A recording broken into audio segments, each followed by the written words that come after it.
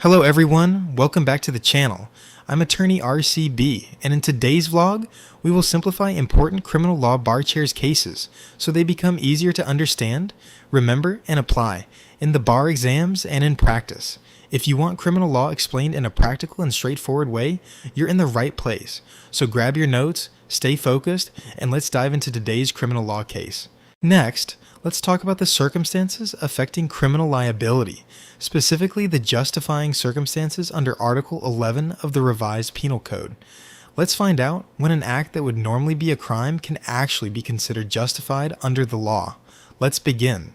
Pag-usapan natin ang kaso ng People v. Montilla, GR number 198449, November 22, 2021, na related sa modifying circumstances. Tungkol saan ba ang case na ito? Bale, ganito yun. Kinasuhan si Montilla dahil sa pagkamatay ni Rainy.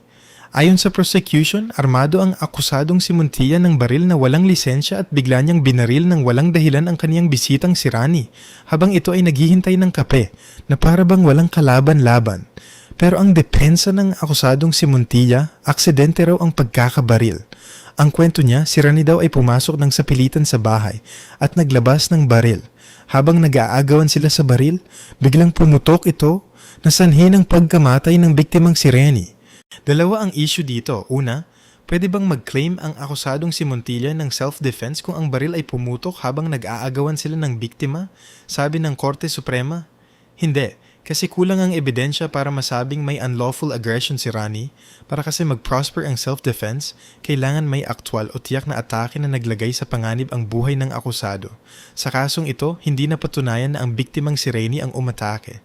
At kung totoong nag-agawan nga sila ng baril, natural lamang na dapat ay hawak ni Montilla ang nozzle o nguso ng baril.